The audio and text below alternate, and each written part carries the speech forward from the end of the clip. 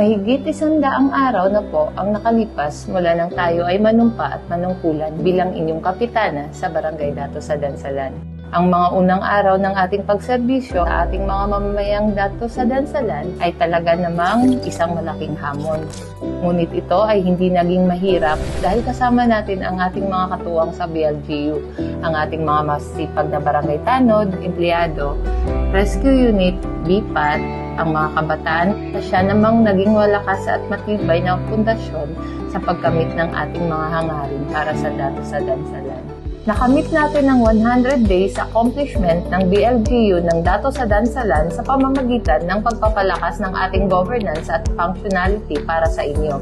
Masusi nating minomonitor ang ating mga mamamayang Dato sa Dansalan sa NHA PRRD housing. Ang ating training simulation ng parliamentary procedures sa tuwing regular session at ang ating pakikiisa sa Bangsamoro Foundation Day. Ang ating mga aktibong SK Treasurers at Secretary na nakilahok sa SK Mandatory Training, ang verification at legitimacy checking ng housing applicants, ang ating regular na ocular visit sa Barangay Galungan, ang ating joint efforts katuwang ang LGU Marawi upang puksain at iresolba ang mga illegal na trespassers sa Barangay Galungan. At kamakailan lamang ay lumahok tayo sa Bangsamoro Barangay Newly Elected Officials Training. Sa ating social services, nagkaroon tayo ng iba't ibang serbisyong panlipunan para sa Dato sa Dansalan, gaya ng rice and grocery pack distribution, katuwang ang MSSD BARM at CSWD Marawi. School-based feeding program para sa Marawi Central Elementary School sa kasagsagan ng Scout Jamboree. Free vitamins at feeding program sa National Children's Month, ang ating masayang team building activities kasama ang mga barangay Datos Dansalan Friendship Game, ang libreng gupit para sa mamamayang Dato sa Dansalan noong January 29, ang ating matagumpay na seminar para sa ating mga nanay,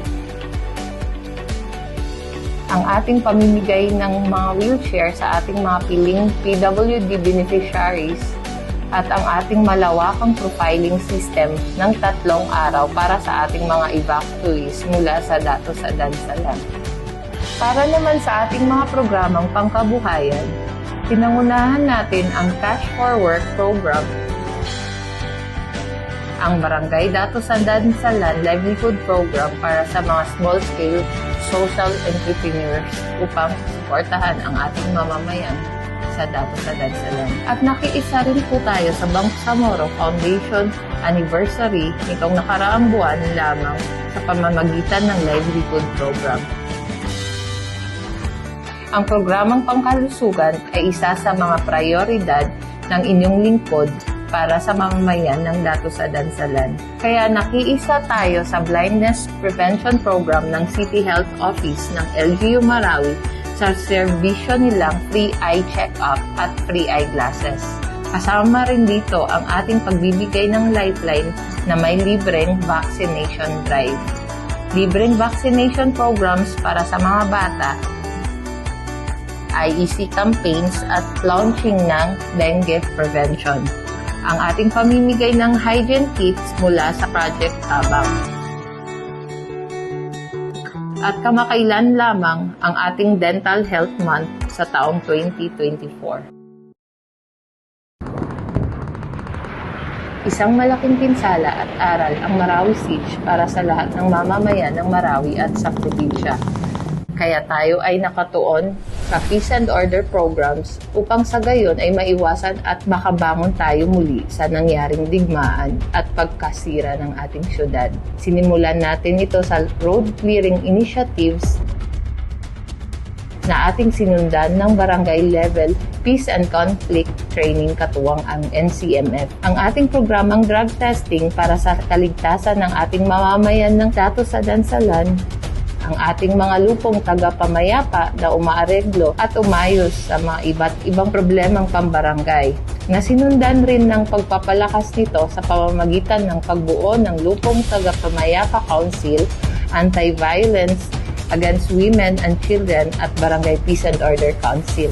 Recipient din ang BLGU ng Datos sa Dansalan ng 2-day lecture ukol sa basic life support at standard first aid na ating magagamit sa mga oras ng sakuna. Ang kauna-unahang trainings ng Datos sa Dansalan ng EOD seminar mula sa PNP.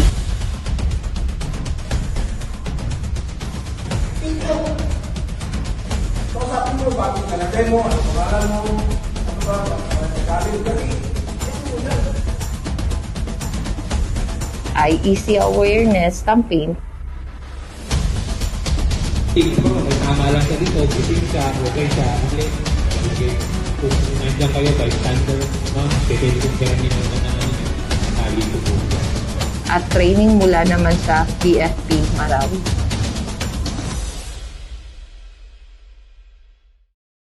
Prioridad din ng inyong lingkod ang mga programang pangkalikasan sa nakalipas na 100 days. Una na riyan ang ating cleanup drive activity na nasundan rin ng isa pang programang Barangay Datos sa Dansalan Shines Bright, united in a cleanup drive alinsunod sa MILG guidelines at sa cleanup drive rin ng Marawi Convention Center. Pinalakas pa natin lalo ang laban natin para sa kalikasan sa pamamagitan ng IEC campaign and lecture on proper waste disposal upang mabigyang kaalaman para sa mamamayang Datos sa Dansalan. Sa programa naman nating edukasyon, pinangunahan naman natin ang mobile education para sa mga bata ng Datos sa Dansalan at ang ating libreng Arabic tutorial class.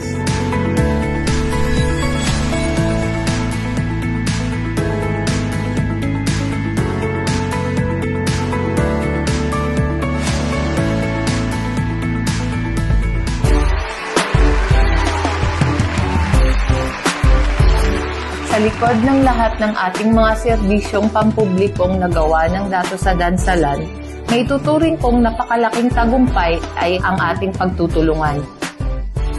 Makakaasa kayo na patuloy ang pagbibigay natin ng malinaw na direksyon at konkretong mga aksyon upang maihatid ang kalidad na serbisyo para sa Barangay Datos sa Dansalan at sa buong Marawi City.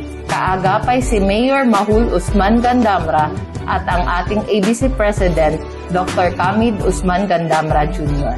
Kahit saan, maging sa ilalim ng ulan, ako'y iyong hahanggan, ako'y lagi lang nandyan. Di kita iiwan, ako'y kasama magpakailanman, ako'y iyong hahanggan, ako'y lagi lang nandyan. Ako rin po ay lubos na nagpapasalamat sa aking kuya na si Honorable Morshid Dangkal Marhom sa Rasuman sa kanyang patuloy na gabay at suporta. Muli, ako po ang inyong lingkod, Dayanara Marhom Dangkal Rasuman, laging nandyan para magserbisyo. Ako'y lagi lang nandyan.